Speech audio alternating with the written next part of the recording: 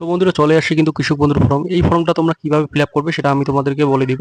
পুরোপুরি ভিডিওটা দেখবে। আর চ্যানেলটিকে নতুন হয়ে থাকলে অবশ্যই চ্যানেলটিতে কিন্তু লাইক করে দিবে। এখানে দেখতে পাচ্ছ আমি ফর্ম নিয়ে চলে এসেছি, কৃষক বন্ধু নতুন প্রকল্পের ক্ষেত্র সীমাখ্যা ফিল্ড ভেরিফিকেশন এর জন্য যাচাইকরণ ফর্ম। ঠিক আছে, মানে এটার কারণ হচ্ছে তোমাদেরকে যারা পিএম কিষাণ পাও, ঠিক আছে, যারা পিএম কিষাণ পাও তাদের কিন্তু এই ফর্মটা ফিল আপ করার কোনো প্রয়োজন নেই। আর যারা পিএম কিষাণ পাও না, যারা কৃষক বন্ধু আগে পেয়েছিল, তাদের জন্য কিন্তু এই ফর্মটা, ঠিক আছে, তারা কিন্তু এই ফর্মটা ফিল আপ করবে।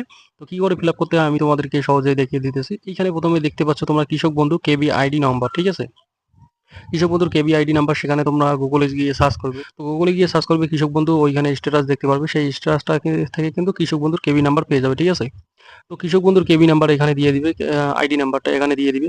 ক্রমিক নাম্বার মানে হচ্ছে সিরিয়াল নাম্বার, তোমাদের ভোটার তালিকায় যে লিস্ট ছিল সেটা সিরিয়াল নাম্বার কত সেটা তোমরা এখানে দিয়ে দিবে, ঠিক আছে। আর ফর্মটি কিন্তু ক্যাপিটাল অক্ষরে পূরণ করবে, তাহলে বুঝতে সুবিধা হবে। এখানে দেখতে পাচ্ছ name of beneficiary as per KB record bank as book, মানে ব্যাংকের নামের সাথে যদি সবগুলো মিল হয় আর কি, কৃষক বন্ধুর আইডির সাথে যদি নাম সবগুলো মিল হয় সেই নামটা এখানে দিয়ে দিবে, ঠিক আছে। তো ২ নম্বরে দেখতে পাচ্ছ এখানে name of father, husband and wife and guardian, যেটা দিতে চাও সেটা কিন্তু সিলেক্ট করবে। সিলেক্ট করার পর এখানে নামটা বসিয়ে দিবে, ঠিক আছে।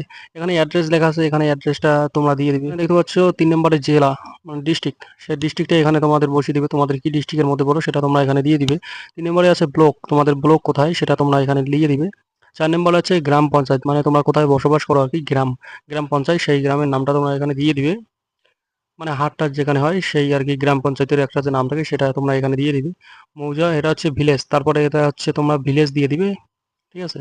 তারপর এখানে দেখতে পাচ্ছ তোমরা সুবিধাভোগী বিবরণ, মানে ব্যাংকের বিবরণ কিন্তু এখানে দিতে হবে, ঠিক আছে। যার ফর্মটি ফিল আপ করছো তার কিন্তু ব্যাংকের বিবরণ এখানে দিয়ে দিবে। প্রথমে এখানে লিখবে ব্যাংকের শাখা বা ব্রাঞ্চ নাম, সেটা তোমরা এখানে দিয়ে দিবে।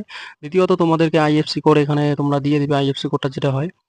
আর ৩ নম্বরে এখানে অ্যাকাউন্ট নাম্বারটা দিয়ে দিবে। এখানে দেখতে পাচ্ছ এখানে অ্যাকাউন্ট নাম্বারটা তোমাদের ব্যাংকের সরাসরি এখানে বসিয়ে দিবে। ৫ নম্বরে হচ্ছে তোমাদেরকে আধার লিঙ্ক বাই মোবাইল নাম্বার, মানে যেই মোবাইল নাম্বারটা আধার কার্ডের সাথে লিঙ্ক আছে সেই মোবাইল নাম্বার কিন্তু এখানে দিতে হবে, ঠিক আছে। আর ৬ নম্বরে হচ্ছে তোমাদের আধার নাম্বারটা এখানে বসিয়ে দিবে। ৬ নম্বরে আধার নাম্বার দেখতে পাচ্ছ, এখানে আধার নাম্বারটা বসিয়ে দিবে। ৭ নম্বরে হচ্ছে এপিক নাম্বার, মানে ভোটার কার্ড নাম্বার, ঠিক আছে। ভোটার কার্ড নাম্বারটা এখানে দিয়ে দিবে। আর ৮ নম্বরে হচ্ছে এএসডিডি তালিকাহীন, মানে হচ্ছে তোমাদের ভোটার লিস্ট থেকে কি বাতিল পড়ে গেছো। যদি ভোটার লিস্ট থেকে বাতিল পড়ে যাও বা ডিলিট হয়ে যায় তাহলে কিন্তু এটা ইয়েস করবে, আর যদি না হয় তাহলে কিন্তু নো করে দিবে, ঠিক আছে।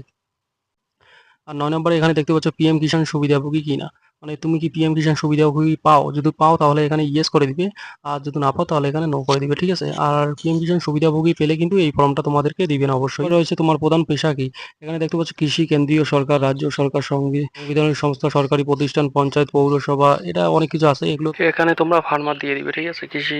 কৃষিকাজ এই জন্য তোমরা এখানে ফার্মার দিয়ে দিবে। তোমরা দেখতে পাচ্ছ জমির বিবরণ, যে ব্যক্তি কৃষক বন্ধু করবে তার কিন্তু জমির বিবরণ এখানে দিয়ে দিবে, ঠিক আছে। ল্যান্ড হোল্ডিং ডিটেলস এখানে দেখতে পাচ্ছ।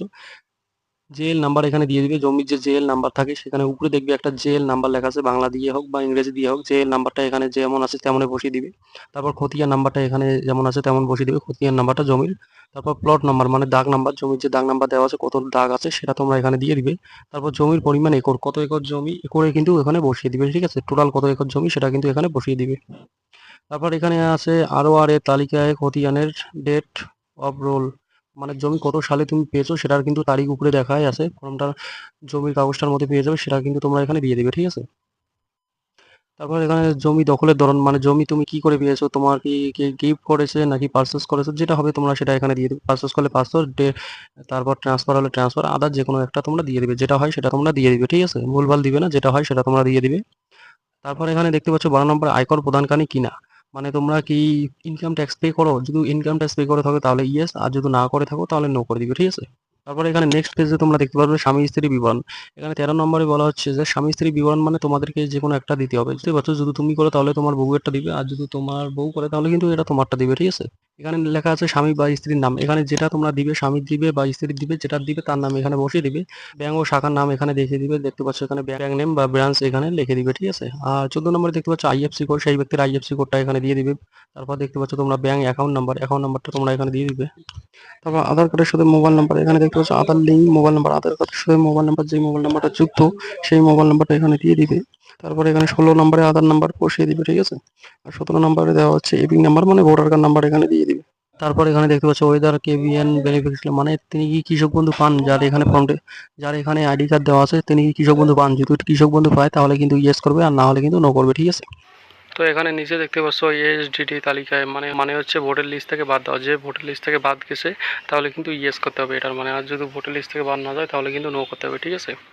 এখানে দেখতে পাচ্ছ পিএম কিষানের সুবিধাভোগী কিনা, যদি পিএম কিষান পেয়ে থাকে তাহলে ইয়েস করবে, আর যদি না পেয়ে থাকে তাহলে নো করবে, ঠিক আছে। আর এখানে দেখতে পাচ্ছ পেশা, যেমন আগেরটা বললাম, এখানে কৃষি কেন্দ্রীয় সরকার যেটা হবে সেটা দিয়ে দিবে। তুমি যদি তোমার বউয়ের হয়ে থাকে তাহলে এটা হাউস ওয়াইফ দিয়ে দিবে, ঠিক আছে। তো এটা দেওয়ার পর ফর্মটা পুরোপুরি শেষ হয়ে গেল। আর তারপর তোমরা এখানে নিচের দিকে দেখতে পাচ্ছ, এখানে দেখতে পাচ্ছ স্বাক্ষর, সেই স্বাক্ষরটা তোমরা দিয়ে দিবে। আর এটা দেওয়ার পর কিন্তু ফর্মটা পুরোপুরি ফিল আপ হয়ে যাবে, ঠিক আছে। তারপর এটা জমা দিয়ে দিবে তোমরা, তাহলে কিন্তু কাজ শেষ।